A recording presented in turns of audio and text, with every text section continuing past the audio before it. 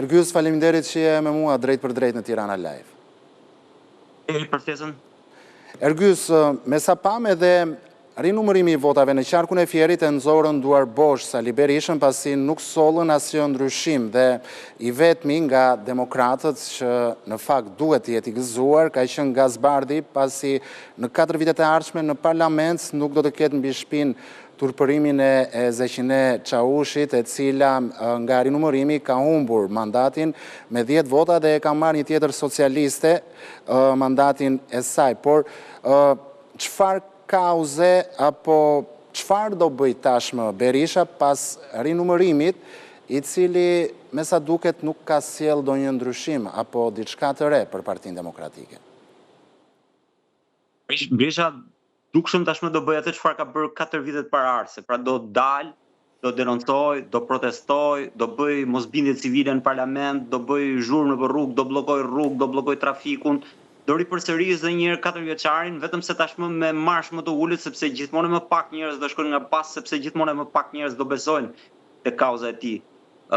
Në fakt unë e kam thënë sado që këtu patjetër këtu ka probleme të mëdha me zgjedhjet, këtu ka sigurisht inxhinierin të votës, ka blerje vote, ka gjithçka. Por diferenca e thellë që Sali Berisha ka me Ramën kësaj radhe, pra nëse ishte 2% ajo midis Bashës dhe Ramës në vitin 2021, sot ka shkuar në 20%, pra e ka 10 fishuar diferencën, humbjen. Kështu që për te çfarë sa vota janë vjedhur, humbja është aq e madhe sa që nuk ke justifikon praninë e zotit Berisha aty. Pra sado të ketë të vërteta në ato çfarë thotë zoti Berisha, fakti që ai qëndron aty si një humbës dhe nuk pranon pjesën e tij të fajit, që është më e madhja, që është humbja, do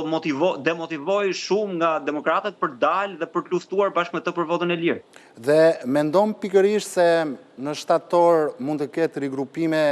të reja brenda Partisë Demokratike që ndoshta mund të jenë edhe kundër Berishës? Unë besoj që do ketë zëra kundra, por unë besoj që shumica të paktën e deputetëve, ata që janë në parlament, do jenë në mbrojtje të Berishës dhe zaten pjesa më e madhe e tyre kanë dalë që tani të deklarojnë hapur që po iku Berisha shkatërrohet PD-ja, që është një nonsens. Dhe kjo vjen sepse ata, siç zaten dhe vetë Berisha dhe të gjithë çfarë shkojnë, pra ata që janë pas tij, nuk kanë hallin që të bëjnë PD-n fituese, por ka secili hesapet e veta politike, ka secili hesap të qëndrojë në politikë. Pra njerëzit shkura e Berishës duhet të qëndrojnë në parlament dhe nga Berisha ata shpresojnë që të mbajnë një mandat tjetër mbas këtij që kanë, sepse ata shpresojnë këtë mandat vetëm nga Berisha dhe jo nga fuqia e tyre ose nga kreditet e tyre politike. Dhe nga ana tjetër, po ashtu Berisha ka për qëllim të qëndrojë në politikë duke qëndruar në krye të Partisë Demokratike. Kështu që hallet i kanë bashkë dhe përfitimet i kanë bashkë, kështu që ata do mbrojnë njëri tjetrin. Mbetet përpara nëse baza apo njerëz individ do dinë apo do të munden ta zgjojnë bazën për të kundërvënë këtij establishmentit të Partisë Demokratike, i cili e ka marrë rrugëqore Partinë Demokratike dhe po e kthen në një shoqat, po e kthen në një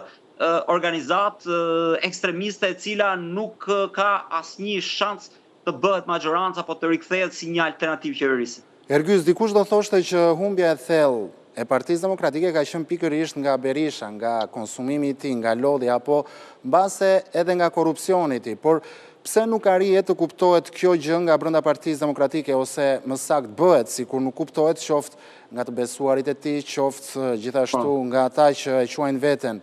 si të moderuar. Madje hipokrizia shkon edhe më tej kur thonë se do bëhet një analizë thellë për humbjet dhe përgjegjësi është Rama dhe jo Berisha.